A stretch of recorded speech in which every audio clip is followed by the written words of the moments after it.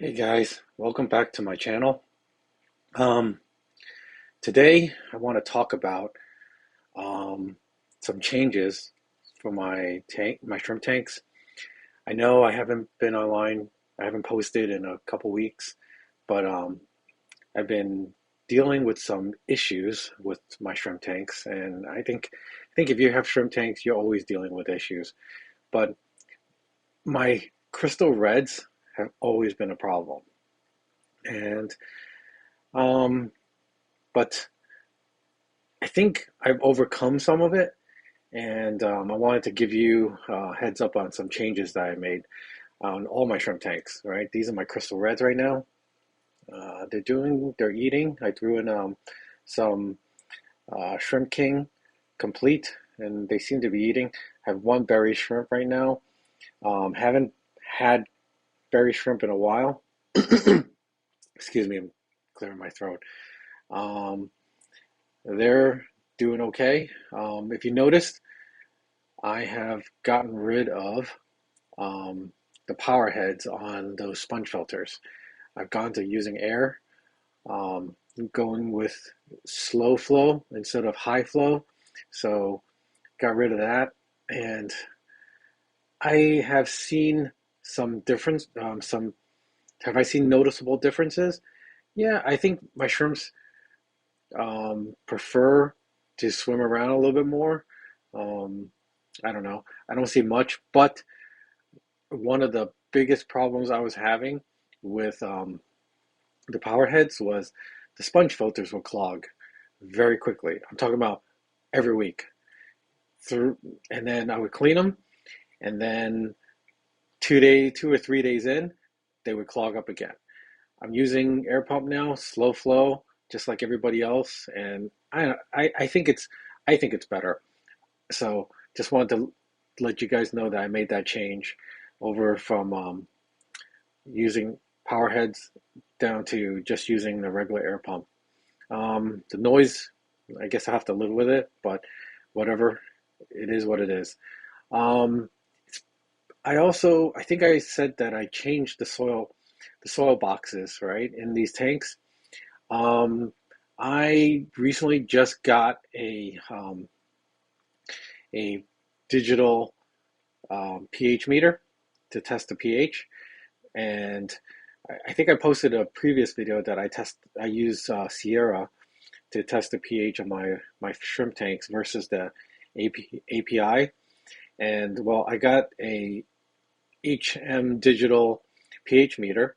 I think it's a 800, and I tested the one of my shrimp tanks pH, and it's very close to 5.5. It's like 5.4, but it's digital, so you got to give it some you got to give it some you know, some room for error, but it matches closely to the Sierra um, test kit. So just want to let you guys know on that.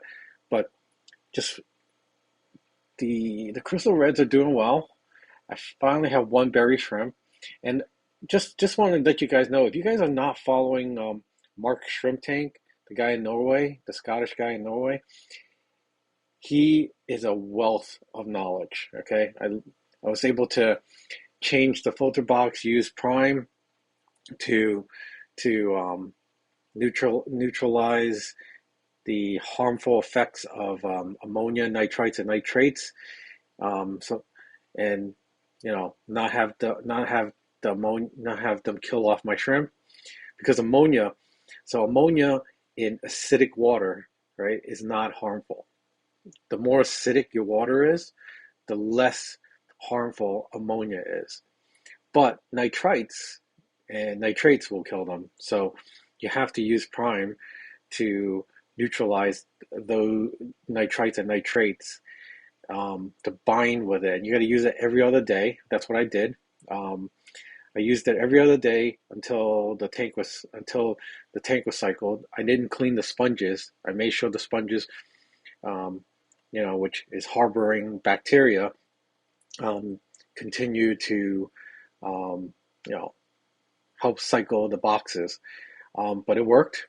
I think I cycled within 2 weeks or a week, And so, my shrimps, I didn't have any die-offs, so everything was good. So these are my crystal reds. Like I said, I haven't been getting a lot of breeding, right? I haven't gotten any breeding, right? You see some babies here, but these are from prior. But I haven't gotten any berry females in a while.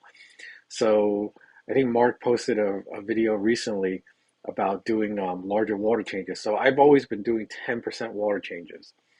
Um, I used to do larger ones prior to RO, but I think I was just wearing out the boxes, the soil, because I was going straight from the tap, and my tap is like not, wasn't really good. It was like about pH was 7, but I had a very hard water here. But ever since I switched to RO water, I've only been doing 10% because fear of overdoing water changes, but didn't know that you can do large water changes. Mark Shrimp Tank said it, and I think N Eldon Gardner or Gardner, he also mentioned doing large water changes to stimulate shrimp breeding, and that's what I did. And Lord and behold, I have one berry female right now in this crystal red. Let's move over to the blue steels. I fed them too, and there is some females right there. Some shrimps, not females, some shrimps, but these guys have not produced any babies for a while. I have some. I have some. Hold on, I'm trying to get it to focus. I have some babies, but they're from the breeding that I had a while back ago.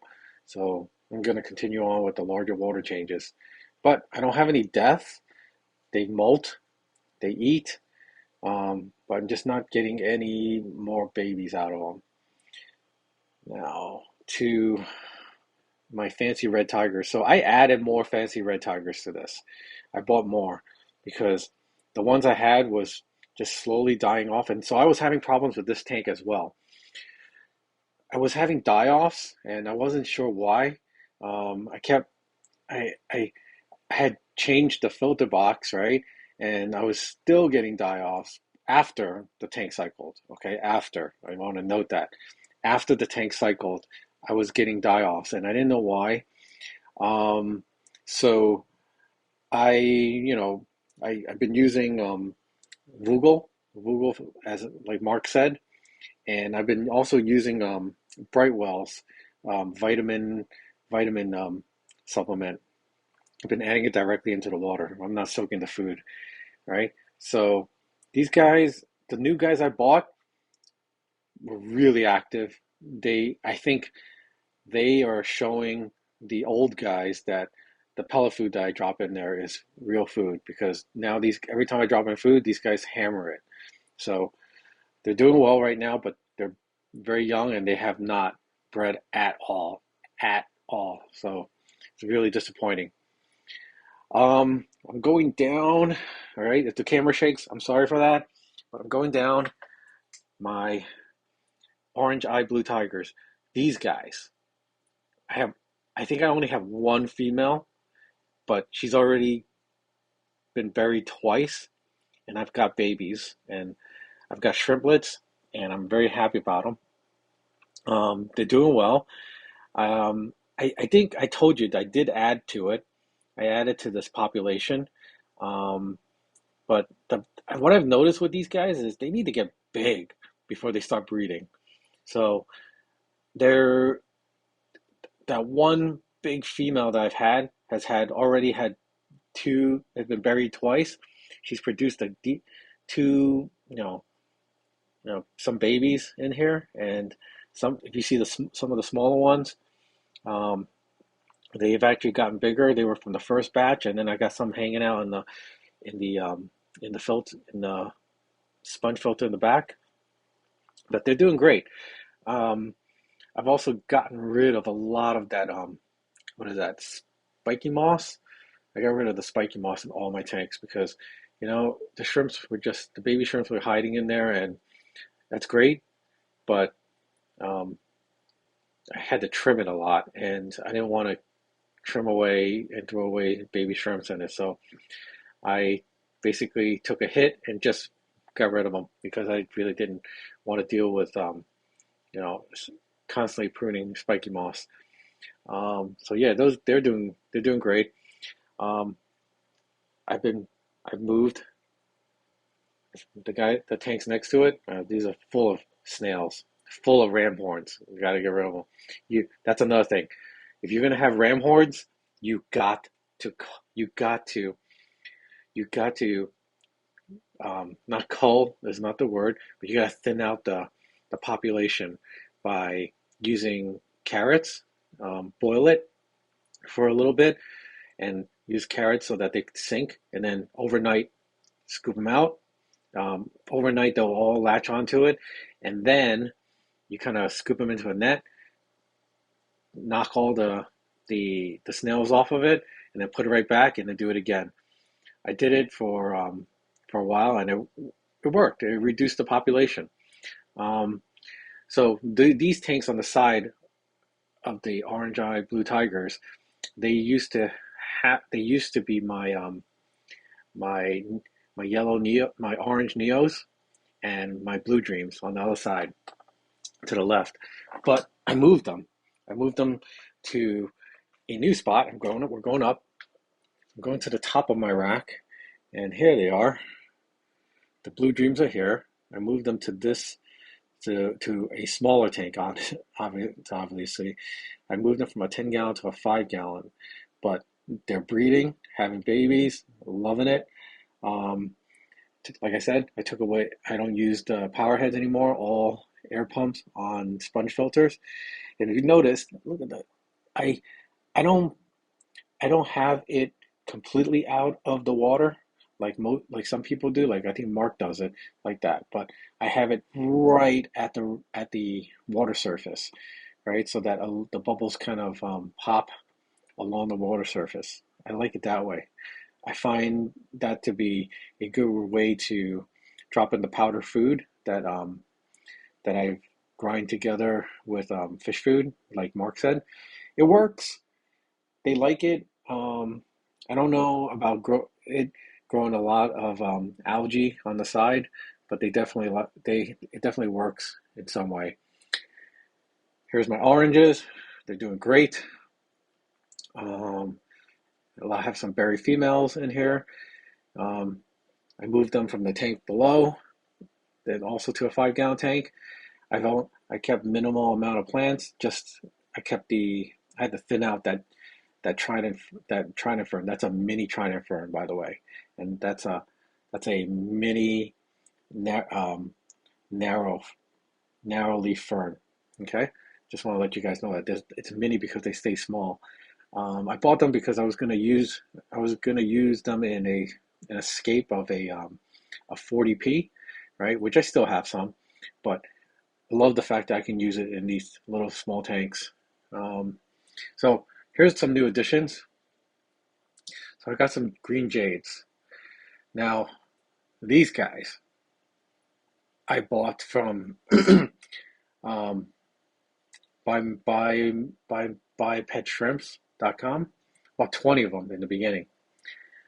Um, these are I didn't realize, but these are imports because I got the dreaded green fungus underneath some of the bodies. So I took those out and culled them, and these guys are not doing well.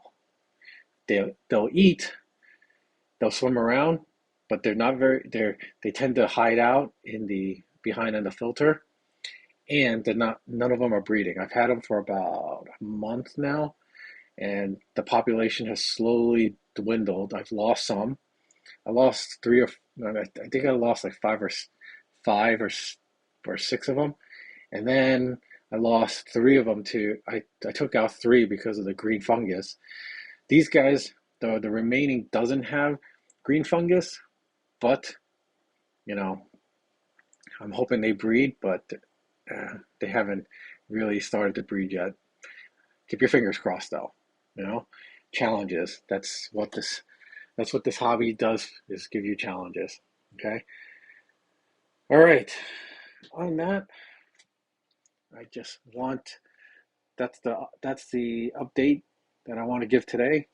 Um, I'll see if I can do a video about the meter. Maybe show you the differences with API, Sierra, and then the digital meter. I just calibrated it. So right now I'm waiting for some glass beakers. Oh, that's another thing. Glass beakers. I gotta buy some glass beakers. So all right, that's it.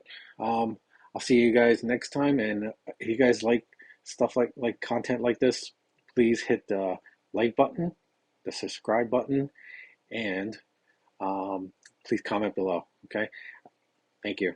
Have a good one.